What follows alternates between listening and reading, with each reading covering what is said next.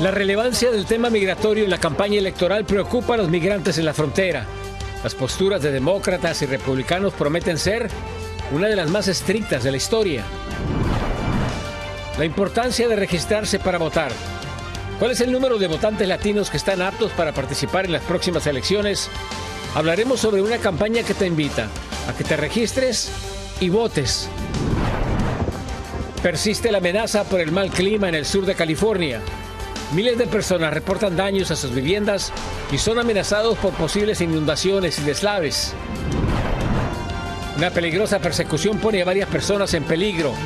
El desenlace, tras un accidente a alta velocidad en medio del mal clima, es verdaderamente sorprendente. En Frente a Frente, analizamos el caso del fundador de Wikileaks, Julian Assange. Las filtraciones de material clasificado de Estados Unidos lo tienen al borde de la extradición y de una posible condena por espionaje. Calientan motores en la política mexicana. Los principales candidatos a la presidencia quedan oficialmente registrados en solo unos días. Darán inicio a unas campañas históricas. Así iniciamos cierre de edición.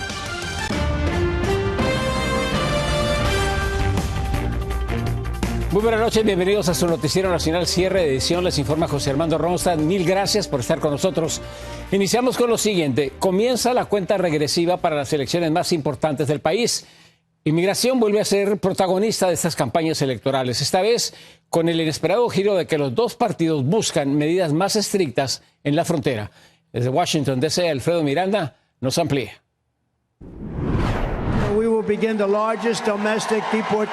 Como cada 4 años en época electoral, el tema migratorio vuelve a ser bandera de campaña. Esta vez con el añadido de que ambos partidos pretenden mostrar políticas más duras contra la inmigración. El presidente Biden había enarbolado políticas más humanas que las establecidas por Trump. Sin embargo, respaldó una propuesta de ley que habría establecido límites diarios a los cruces fronterizos. Que estábamos esperando definitivamente ataques del Partido Republicano bajo la dirección de Trump, pero ahorita estamos viendo casi igual situación en el Partido Demócrata. El presidente se comprometió que en el primer año iba a pasar la reforma migratoria y ahorita lo que está planteando es una serie de medidas bien antimigrantes. La situación en la frontera exacerba el sentimiento antiinmigrante. Los cruces fronterizos ilegales se dispararon desde los primeros meses de la administración Biden. El número de personas detenidas por la patrulla fronteriza ha alcanzado los niveles históricamente más altos, con un promedio de 2 millones por año, elemento que Donald Trump capitaliza en su campaña. The biggest threat to your unions is millions of people coming across the border. Si el número de inmigrantes se ha incrementado, lo propio ocurrió con el número de deportados. La administración Biden ha expulsado a 530,000 personas entre mayo de 2003 y febrero de 2024. Antes le criticábamos a Trump y también a Obama. Recuerda que Obama era considerado como el jefe de la deportación. Bueno, ahorita estamos viendo a Biden exactamente haciendo lo mismo. El giro de la postura demócrata sobre el tema migratorio ha generado división al interior del partido. Hay quienes apoyan medidas migratorias más estrictas. La senadora demócrata Catherine Cortez Masto dijo que sus electores quieren ver un proceso ordenado en la frontera. Sin embargo, sectores progresistas del partido y activistas pro-inmigrantes están muy enojados. Estamos realmente disgustados, enojados, y les estamos enviando un mensaje a nuestra comunidad, que si al menos el presidente a través de una orden ejecutiva hace algo que vale la pena, nosotros vamos a invitar a nuestra comunidad a votar. De lo contrario, les decimos que se queden en la casa. No cabe duda de que el tema migratorio es el botín de guerra de la campaña electoral.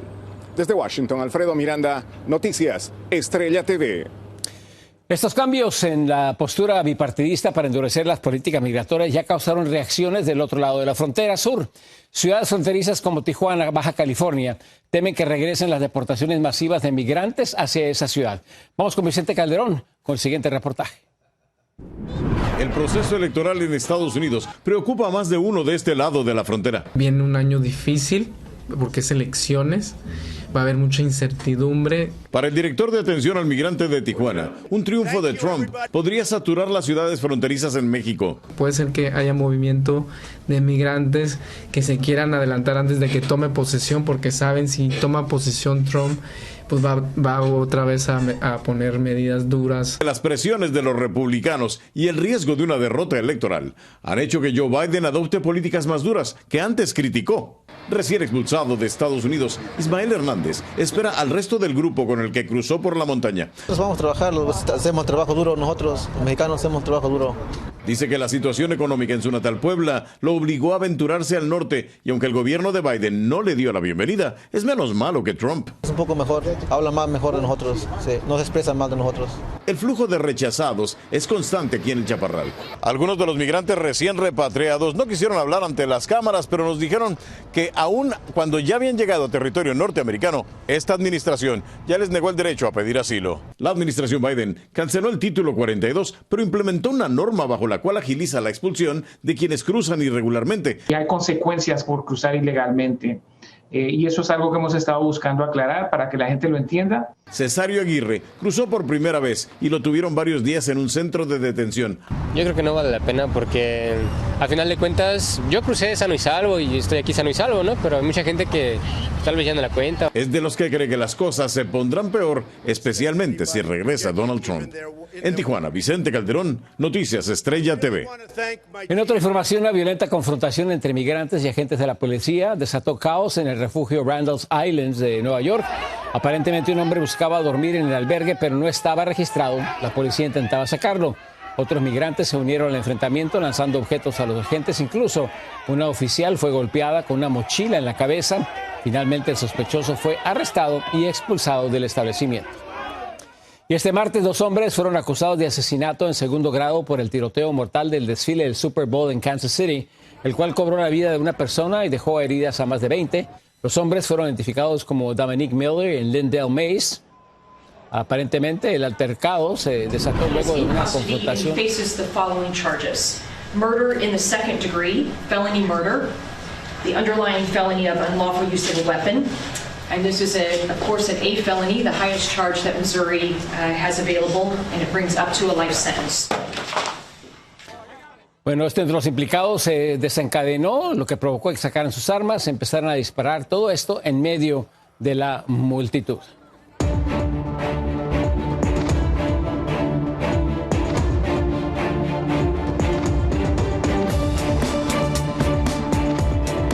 Cada año electoral el voto latino gana más terreno en el poder político de este país y este 2024 no es la excepción. Por eso es de suma importancia que nuestras comunidades se informen y tengan las herramientas correctas en la mano para poder ejercer este derecho. Dayanis López nos tiene más información. Dayanis. José, sin duda nuestro poder político colectivo reside en nuestra capacidad de hacer escuchar nuestra voz. Y algo muy sencillo, votando para elegir funcionarios locales, estatales y federales. En ese sentido, Estrella Media se une en una campaña importante para contribuir con el crecimiento de votantes que haga escuchar su voz en el mes de noviembre bajo el lema Regístrate y vota. Llegar a representar 36.2 millones de votantes en Estados Unidos no fue tarea fácil ni algo que se logró de la noche a la mañana, pero fue gracias a generaciones anteriores de latinos que con su voto lograron que hoy conformemos más del 15% del electorado nacional este 2024. 38% of those voters will be voting for the first time since 2016. And so you're seeing a very, very young electorate of Latinos. El que existe un electorado más joven, de acuerdo a los expertos, también abre las puertas para que más latinos se conviertan en líderes del mañana. Ahora bien, la comunidad latina está conformada por todo tipo de nacionalidades y edades. No obstante, la mayoría enfrentamos casi las mismas preocupaciones: vivienda asequible, recursos para las escuelas, para la salud, la economía, el cambio climático, violencia, delincuencia y racismo, así como el tema migratorio, entre otros asuntos socioeconómicos y políticos. Pero para poder mejorar y cambiar el rumbo de nuestro futuro, necesitamos ejercer este derecho de votar. Muchas de las leyes que implementamos son leyes que se aprobaron o no se aprobaron. por los votantes. Hay todo de por medio, nuestra educación de los niños. Voy a dar muchos ejemplos, pero hay mucho de por medio de por qué vale la pena tomar 10, 15, 20 minutos máximo para votar. Definitivamente nosotros tenemos que votar. Sabemos, en nuestra comunidad siempre decimos, nadie es perfecto. Tenemos que ir por el que nosotros pensemos que más o menos va a ser el mejor por nuestra economía, por nuestra familia, por nuestra salud, y salir a votar con conciencia. Para poder ayudar a nuestra comunidad a hacer este proceso de registrarse para votar, existen varias herramientas a la mano. Una de ellas es que Estrella Media quiere unirse a este importante proceso para que nuestro voto cuente de verdad. Para ser parte de este histórico momento, puede visitar la página vote.gov/ES, donde aquí es muy fácil registrarse. Solo tiene que seleccionar el estado donde vive, dar la información que le piden y listo, todo a un clic y en español. Participen, inviten a otros que también participen, lleven a sus familias, a los ancianos. Dayaris López, Noticias Estrella TV. Y precisamente Estrella TV inicia mañana el lanzamiento de esta importante campaña bajo el lema Regístrate y vota. Piensa, siente, actúa. Un esfuerzo para contribuir a que cada vez más votantes latinos participen en las elecciones del 5 de noviembre. Durante este tiempo les daremos las herramientas necesarias para que sea parte de este importante proceso electoral. José, regreso contigo. Muchísimas gracias, Dayanis. En otra información, la candidata a la contienda republicana Nikki Haley declaró su intención de seguir adelante con su candidatura presidencial, a pesar de las presiones y críticas, especialmente por parte del expresidente Donald Trump y sus seguidores.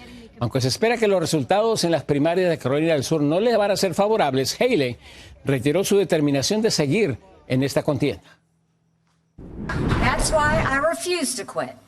South Carolina will vote on Saturday, but on Sunday I'll still be running for president. I'm not going anywhere.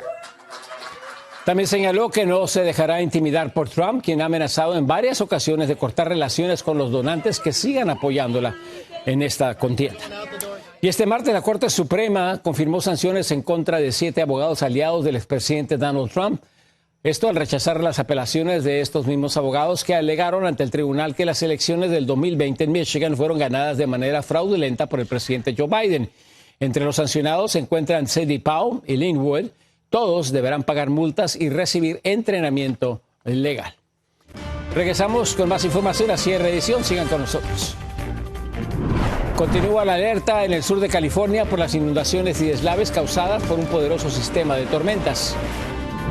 Y el equipo legal de Julian Assange, fundador de Wikileaks, busca el último recurso para evitar su extradición a los Estados Unidos. Y ya se registran oficialmente las candidatas principales que buscan convertirse en la nueva presidenta de la República Mexicana. Regresamos con esto y mucho más. En el estado de California continúa la emergencia por el mal tiempo. Millones de personas, principalmente en el sur del estado, permanecen bajo alerta de inundaciones. El clima extremo se va a extender por varias horas más y ha provocado evacuaciones en zonas de alto riesgo. Wendy Castillo con más detalles.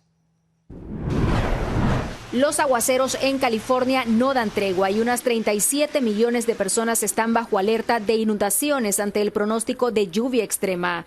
Este martes en el sur del estado, la poderosa tormenta dejó a los condados de Los Ángeles, Orange y San Diego bajo el agua y el San Isidro Creek se desbordó inundando varias calles. Las autoridades piden a los residentes que se mantengan alejados de los cauces de los ríos, que no intenten atravesar calles ni terrenos inundados, que se preparen para cortes de energía y también para posibles deslaves. En las últimas horas, los bomberos tuvieron que llevar a cabo varios rescates por ríos y arroyos desbordados, mientras el aeropuerto de Santa Bárbara, en la costa central, tuvo que cerrar tras recibir hasta 10 pulgadas de lluvia. En el condado de San Luis Obispo, los equipos de emergencia sacaron a 3 personas de los torrentes del río Salinas en la ciudad de Paso Robles. En el Dorado Hills, al noreste de Sacramento, un hombre que acampaba en la zona tuvo que ser rescatado por la crecida de un arroyo. El hombre quedó atrapado en un árbol. En todo el estado se emitieron alertas y advertencias de inundaciones en zonas costeras y montañosas, así como en amplias franjas de la costa interior del condado de Los Ángeles, donde, por cierto, según el Servicio Meteorológico Nacional, la tormenta que ha caído en este condado está a solo 2 pulgadas de convertir febrero en el mes más lluvioso jamás registrado. Wendy Castillo, Noticias, Estrella TV.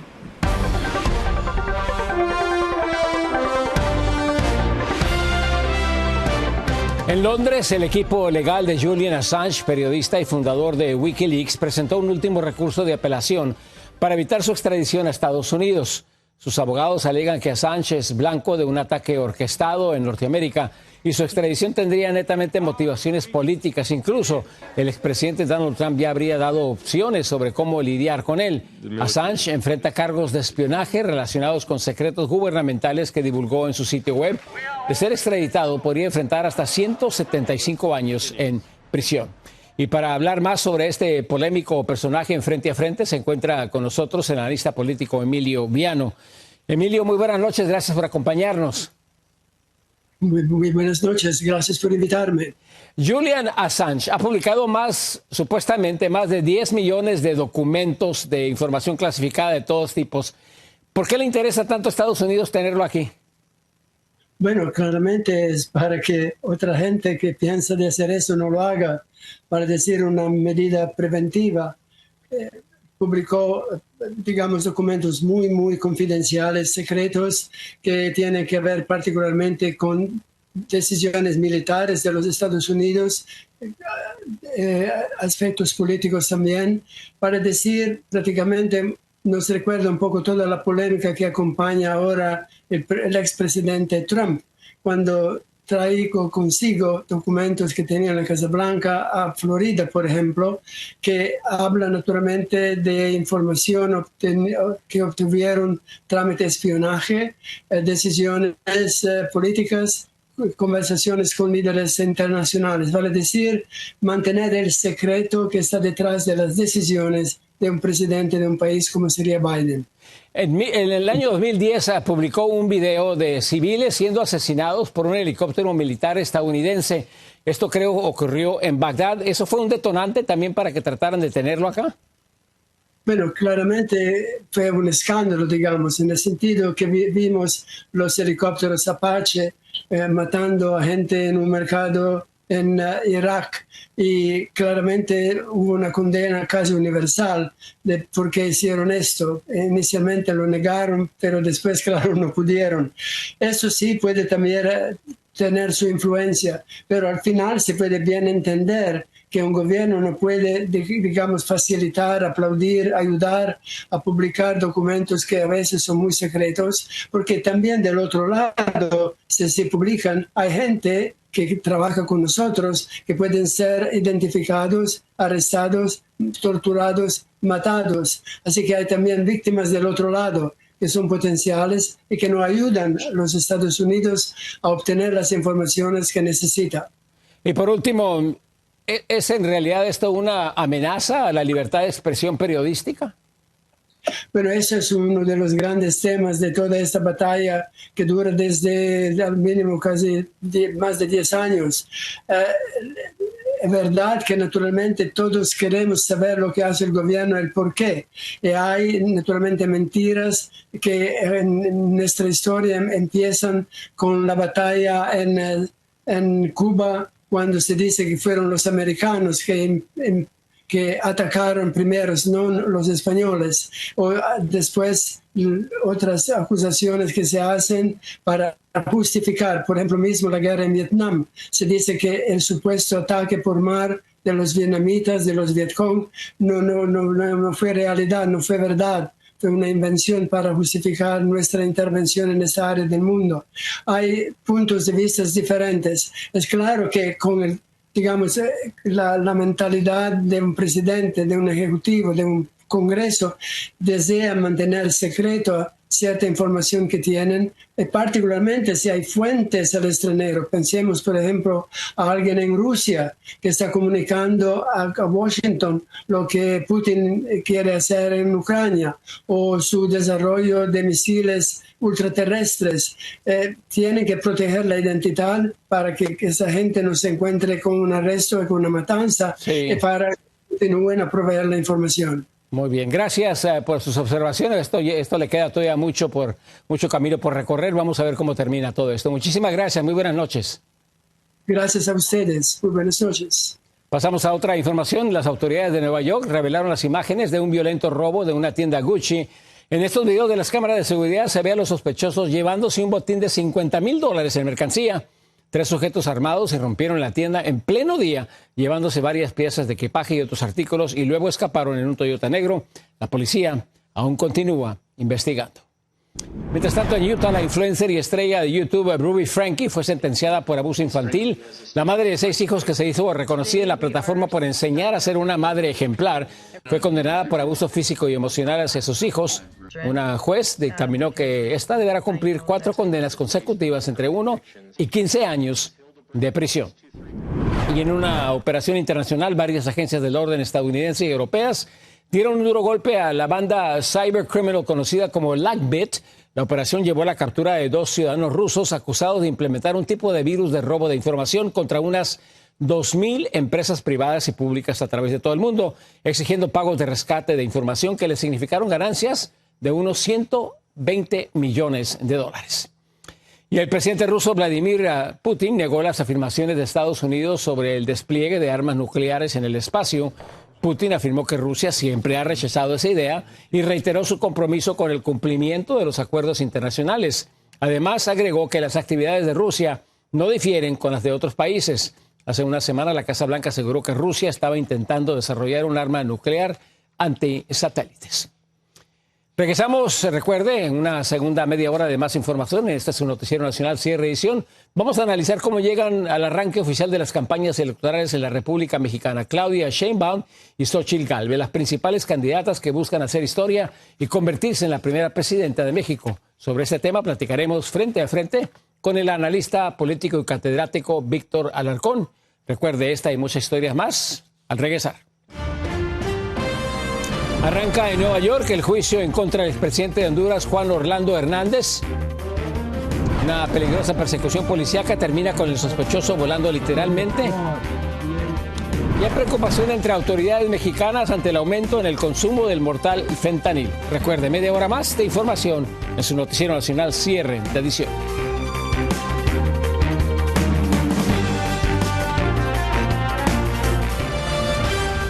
En Nueva York, este martes, inició el juicio en contra del expresidente de Honduras, Juan Orlando Hernández, acusado en los Estados Unidos por sus presuntos vínculos con el narcotráfico. María Teresa Sarabia nos tiene el siguiente reportaje. Luego de varios aplazamientos, inició el juicio del expresidente de Honduras, Juan Orlando Hernández, en el Tribunal Federal de Manhattan con la selección de jurados. El exmandatario, que fue extraditado en abril de 2022 a Estados Unidos, ha sido acusado de conspiración para importar cocaína, corrupción y delitos relacionados con el porte de armas. Fuera del tribunal, un grupo de manifestantes pidieron justicia para el pueblo hondureño. Esperamos que el veredicto lo encuentren culpable de todos los cargos y que finalmente se llegue a una condena, y queremos 3 cadenas perpetuas para Juan Orlando Hernández. Queremos la extradición de Ana García y toda la estructura narcocriminal de Juan Orlando Hernández, y sobre todo la no clemencia para los narcopolíticos. En una carta publicada por su esposa, Ana García Hernández defendió su inocencia y denunció un complot para asesinarlos a él y a su familia. El inicio de este juicio se ha dilatado por conflicto y desconfianza en la defensa. Un nuevo abogado de oficio, Renato Estabil, se sumó al equipo defensor. Para esta primera audiencia, Hernández vestía traje y corbata, y no el uniforme de prisión. El juez Kevin Castell, el mismo que juzgó a Tony Hernández, hermano de Juan Orlando Hernández y quien fue hallado culpable y se encuentra pagando cadena perpetua, ha dicho que este juicio podría durar 3 semanas. María Teresa Sarabia, Noticias Estrella TV.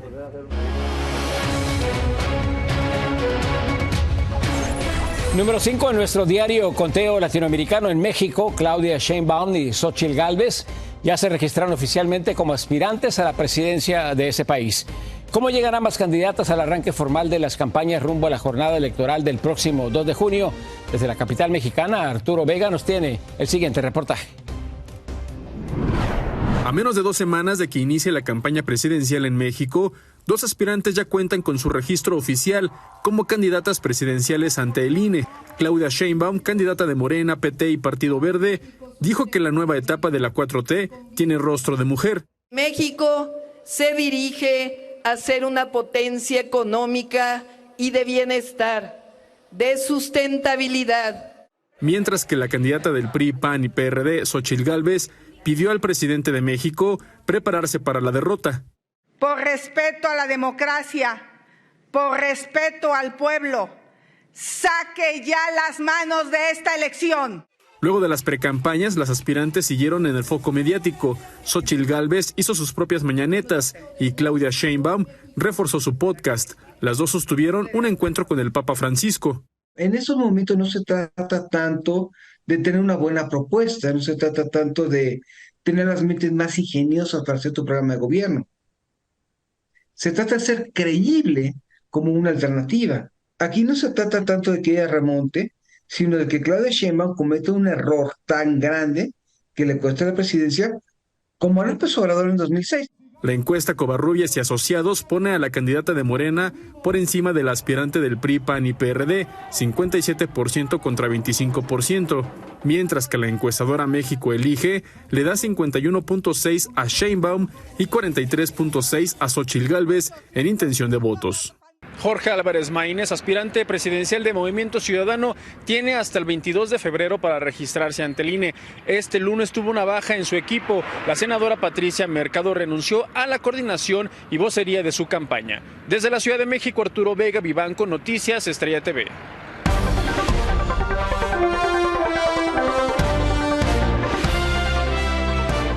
Esta noche en Frente a Frente vamos a platicar con el doctor Víctor Alarcón Holguín, un destacado politólogo, académico, investigador en la Universidad Autónoma Metropolitana de la Ciudad de México. Doctor, muchísimas gracias por acompañarnos en cierre de edición. Un gusto y gracias por la invitación. ¿Cómo vemos, para que nos ayude a entender lo que sigue ahora en esta campaña electoral entre 2 mujeres, algo histórico en la República Mexicana? Bueno, sin duda los próximos 90 días de aquí hasta el 2 de junio, pues bueno, vamos a tener precisamente una dinámica que incluso va a tener 3 debates presidenciales obligatorios, cosa que ya no es optativo para ninguna de las participantes decidir si va o no, es decir, hay una condición necesaria para que la ciudadanía pueda precisamente tener la oportunidad de contrastar las ofertas que ya de entrada ya han venido gestándose, especialmente con la intervención con el proyecto de 20 reformas que el presidente Andrés Manuel López Obrador introdujo apenas hace unos días pasados y que de alguna manera pues sí marca un derrotero pues justo en una dirección pues quizá no deseada, en la medida en que está forzando la agenda de la elección, es decir, algo que hubiera quedado más en manos de las propias candidatas, pero que al introducirse bajo este esquema de intervención continua, que ha sido incluso llamado varias veces la atención por parte de las propias instancias de arbitraje electoral, pues bueno, creo que sí es un escenario que hay que tomar muy en cuenta y que creo que nuestro público, tanto en México como allá en Estados Unidos, pues deben informarse adecuadamente sobre cómo y de qué manera estas propuestas y las condiciones de la competencia se están presentando.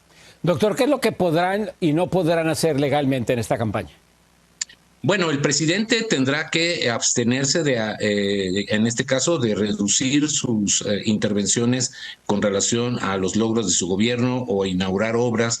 Digamos, se tiene que reducir realmente una presencia concreta de su intervención en el proceso electoral, cosa que sería lo deseable. Las propias candidatas, pues desde luego tienen ahora sí pleno margen de maniobra para poder y comunicarse por todos los medios hacia la ciudadanía.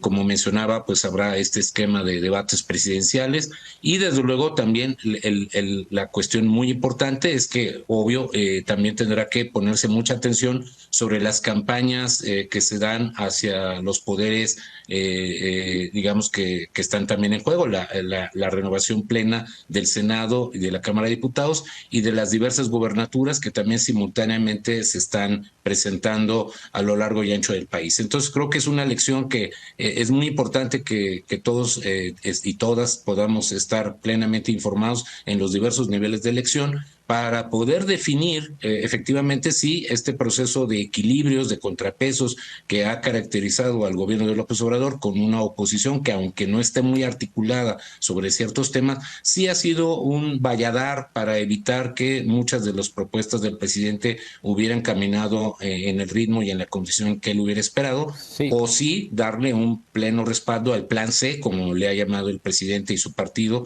a la idea de que sí tiene que haber una plena afinidad entre el gobierno, entre el presidente y las cámaras legislativas para poder entonces sí echar a andar lo que ellos llaman el segundo piso de la transformación. Sí, doctor, brevemente, porque se nos acaba el tiempo, ¿tendrá algún papel negativo el hecho de que Lorenzo Córdoba, que pasó de ser prácticamente imparcial a ser partidista en esta marcha como orador principal, lastima esto a las elecciones? No, yo digo que en todo caso es un elemento interesante que un actor que ahora, pues digamos, si bien tiene algunas restricciones para poder todavía seguir participando como candidato después de su término como presidente del Instituto Nacional Electoral, pero creo que se está reflejando un proceso de cohesión de un conjunto de actores que, si bien no están orgánicamente vinculados a los partidos políticos tradicionales, sí están abriendo una brecha muy interesante para visualizar lo que podría ocurrir en los próximos 3 años cuando hay oportunidad de formar nuevos partidos políticos. Y en ese sentido creo que eso es lo que me parece interesante del resultado del meeting del domingo pasado. Muy bien. Le agradecemos muchísimas observaciones esta noche aquí en Noticiero Cierre de Edición. Muchas gracias por estar con nosotros. Al contrario, le agradezco la gentileza. Muy bien, muy buenas noches. Pasamos a otras cosas. El gobierno ruso busca fortalecer las relaciones en América Latina este martes. El canciller de Rusia, Sergei Lavrov, llegó a Venezuela después de una primera parada en Cuba para reunirse con el presidente venezolano Nicolás Maduro y otros miembros de su gabinete. ¿Qué discutieron? Asuntos claves de cooperación bilateral. Lavrov va a continuar su gira en Brasil, donde habrá de participar en la reunión de ministros de Relaciones Exteriores de miembros del G20.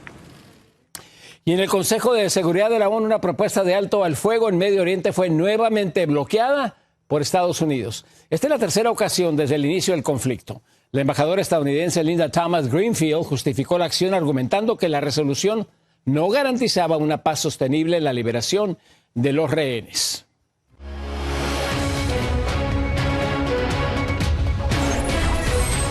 Número 4, en nuestro diario Conteo Latinoamericano, el gobierno de Canadá se quejó con el gobierno mexicano por el elevado número de solicitudes de asilo en ese país. El mismo presidente de México, Andrés Manuel López Obrador, anunció el martes que su gobierno está abordando la queja. Según datos, entre enero y septiembre del 2023, los mexicanos realizaron la mayoría de las solicitudes de asilo en Canadá con más de 17,000 solicitudes. Y mañana en su noticiero Estrella TV, los orígenes del Tren de Aragua. Es uno de los grupos criminales más temidos en Latinoamérica, conocidos por secuestros, extorsiones, además de tráfico de drogas e inmigrantes. ¿Por qué las autoridades estadounidenses ahora están en alerta? No se pierda, será una edición especial en Noticiero Estrella TV. Regresamos con más información a cierre de edición. Las autoridades de salud vigilan con atención un brote de sarampión en varios estados del país. Policías de Nueva York arriesgan sus vidas para poner a salvo a residentes de un edificio en llamas. Al regresar, las imágenes impactantes.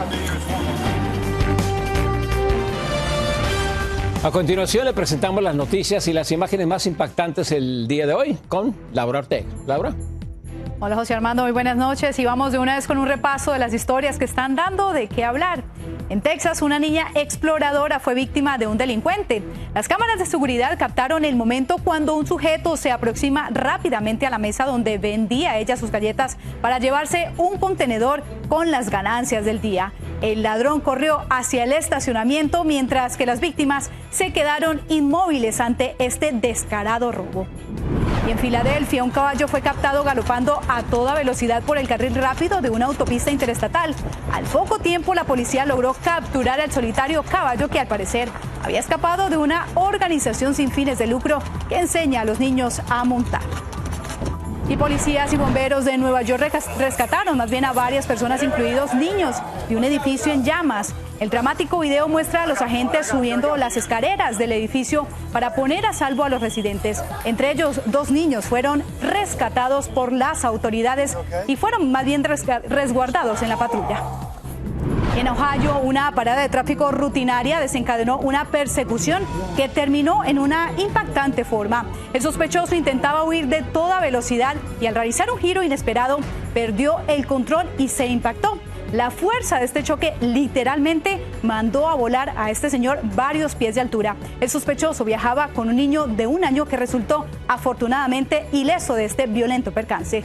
Estas fueron las noticias más impactantes del día.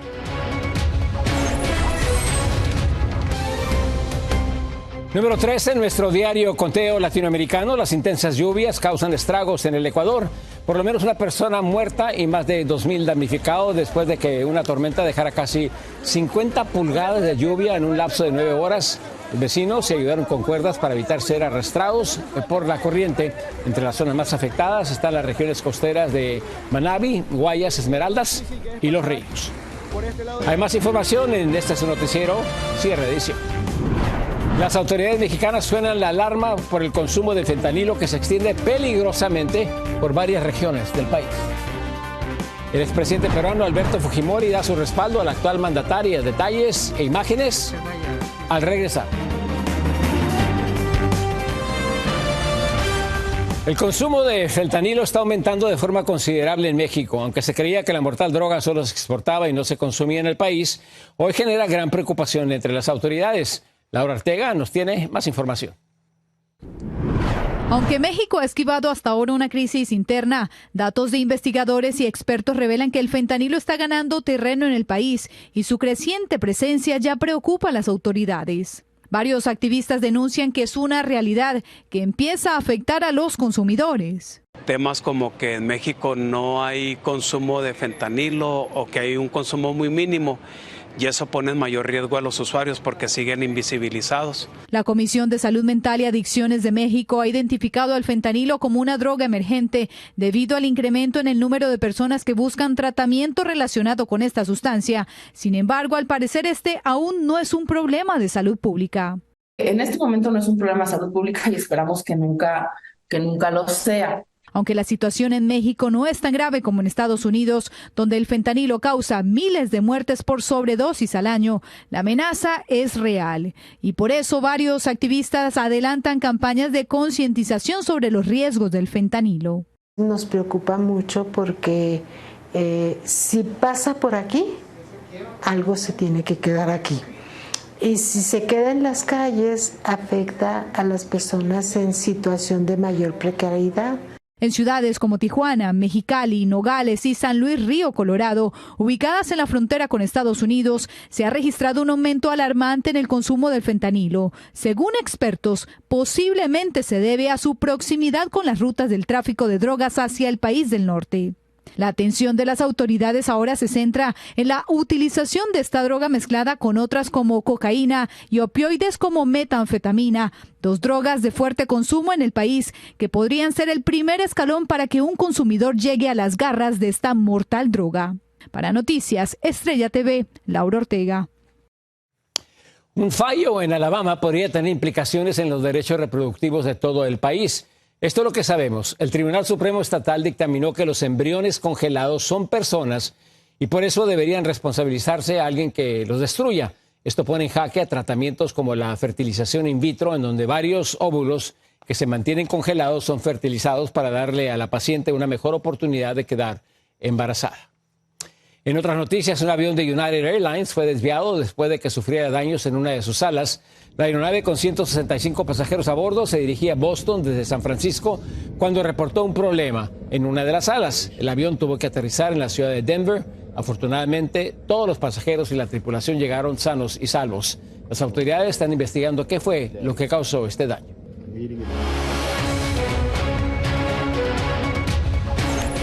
Número 2 en nuestro diario Conteo Latinoamericano. A casi 3 meses de su excarcelación, Alberto Fujimori está de vuelta en la política peruana. En la primera entrevista que se le hace en 16 años, el exmandatario peruano aseguró que la actual presidenta Dina Boluarte seguirá gobernando hasta el 2026 y advirtió que el fujimorismo estará presente en las próximas elecciones. Fujimori, de 85 años, fue liberado en diciembre gracias a un muy cuestionado indulto presidencial. Regresamos con más a cierre de edición. Los invitamos a que sigan con nosotros. Enormes olas causan estragos en un popular muelle turístico. Detalles e imágenes al regresar.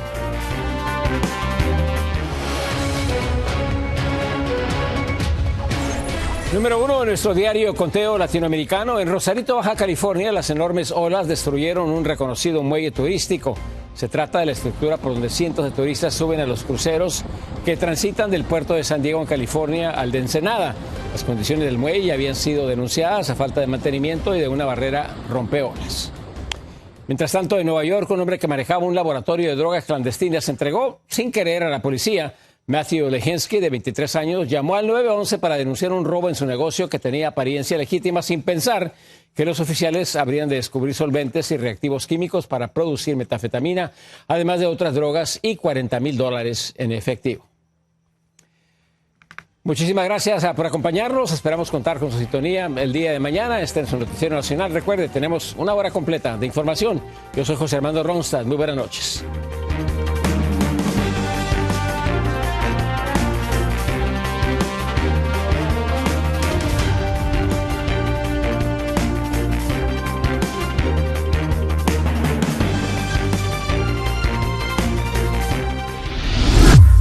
Sigue disfrutando de nuestro contenido.